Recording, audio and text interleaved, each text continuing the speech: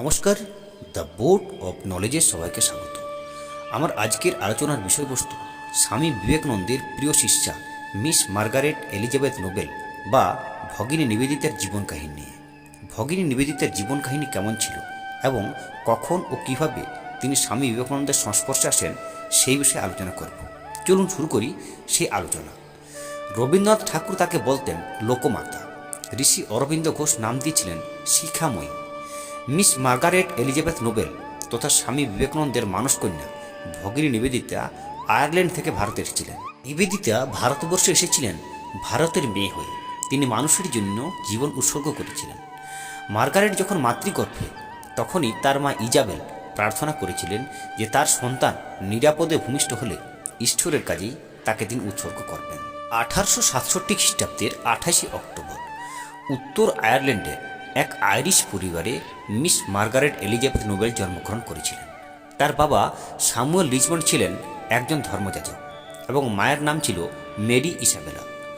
মাত্র 10 বছর বয়সে মার্গারেটের বাবা মারা যান। তারপর তার ঠাকুরদা তথা আয়ারল্যান্ডের বিশিষ্ট স্বাধীনতা সংগ্রামী হ্যামিল্টন তাকে লালন পালন করেন। মার্গারেট লন্ডনের চার্চ বোর্ডিং স্কুলে পড়াশোনা করেছিলেন। এরপর হ্যালিফ্যাক্স কলেজে তিনি এবং তার বোন মেরি পড়াশোনা করেন। 1884 খ্রিস্টাব্দে মাত্র 17 বছর বয়সে শিক্ষাজীবন শেষ করে মার্গারেট শিক্ষিকার পেশা গ্রহণ করেন। এই সময় শিক্ষকতার পাশাপাশি তিনি বিভিন্ন পত্রপত্রিকায় লেখালেখি ও গির্জার হয়ে নানা সেবামূলক কাজ শুরু করেন এবং এই সময়ে তিনি ওয়েলস যুবকের কাছ থেকে বিবাহের প্রতিশ্রুতি পান, কিন্তু কিছুদিনের মধ্যেই সেই যুবক মারা যান। এরপর 1895 খ্রিস্টাব্দে নভেম্বর মাসে লন্ডনে এক পারিবারিক আসরে মার্গারেট স্বামী বিবেকানন্দের বেদান্ত দর্শনের ব্যাখ্যা শোনেন। বিবেকানন্দের ধর্মব্যাখ্যা ও ব্যক্তিত্বে তিনি মুগ্ধ হন এবং অভিভূত হন।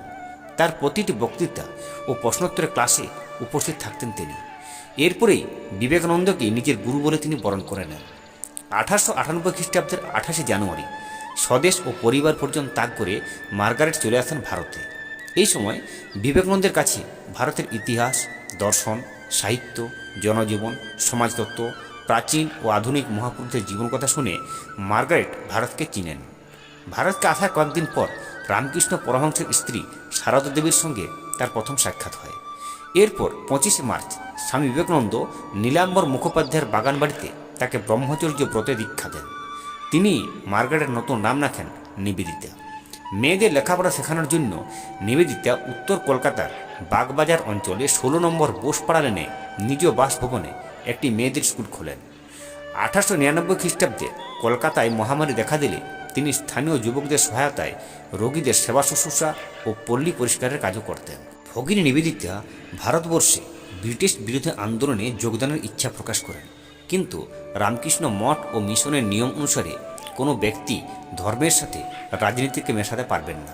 এই জন্য মিশনের সঙ্গে আনুষ্ঠানিকভাবে ওনার সম্পর্ক ত্যাগ করতে হয়।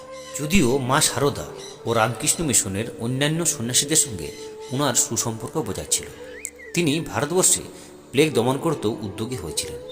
1905 খ্রিস্টাব্দের বঙ্গভঙ্গ বিরোধী আন্দোলনের সময় তিনি গোপনে বিপ্লবীদের সাহায্য করতে শুরু করেন। এই সময়ই অরবিন্দ ঘোষ, রবীন্দ্রনাথ ঠাকুর, অবনীন্দ্রনাথ ঠাকুর, জগদীশচন্দ্র বসু প্রমুখ ভারতীয় ব্যক্তিত্বের সঙ্গে ওনার পরিচয় ঘটে। তিনি স্বামী বিবেকানন্দের সঙ্গে ভারত ভ্রমণের সঙ্গীও ছিলেন, যদিও সমগ্র ভারতবর্ষ তিনি স্বামী বিবেকানন্দের সঙ্গে ভ্রমণ করতে পারেননি।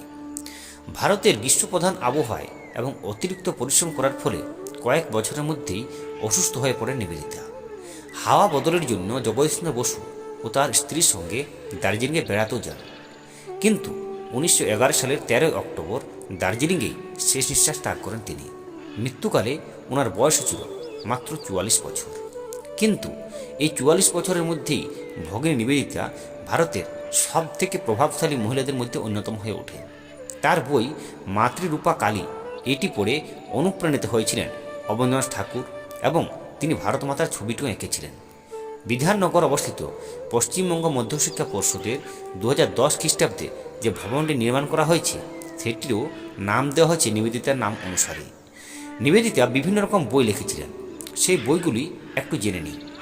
ভগিনী নিবেদিতার বইগুলির মধ্যে the web of Indian life, এই বইতে তিনি ভারতীয় সংস্কৃতি ও রাজনীতি সম্পর্কে পাশ্চাত্য প্রচলিত নানা ভ্রান্ত ধারণা খণ্ডন করেন। মাতৃরূপা কালী এই বইটি তিনি লেখেন 1900 খ্রিস্টাব্দে। এরপরে 1910 খ্রিস্টাব্দে লেখেন স্বামীজিকে যে রূপ দেখিয়াছি। 1913 খ্রিস্টাব্দে লেখেন স্বামীজির সহিত হিমালয়ে। এছাড়াও বিভিন্ন ইংরেজি বই তিনি লিখেছিলেন। নিজের গুরু স্বামী বিবেকানন্দের কত প্রিয় ছিলেন ভগিনী নিবেদিতা সেটা একটু জেনে নিই। 1898 সাল স্বামীজি শেষবারের মতো হিমালয়ে পৌঁছেছেন।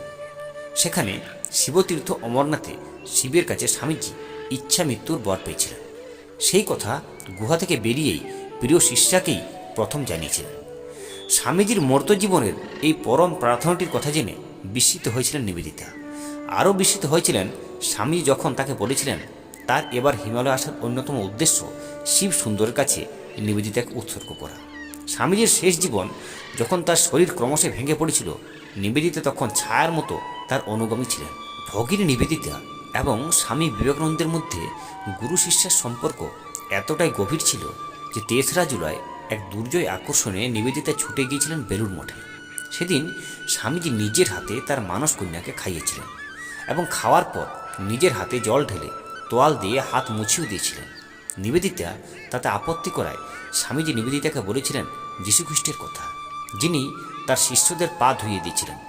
একথা শুনে চমকে উঠছিলেন নিবেদিতা, আর তিনি বলেছিলেন সে তো তার শেষ সময় করেছিলেন। নিবেদিতা বুঝতে পেরেছিলেন গুরুর মনোভাব কী।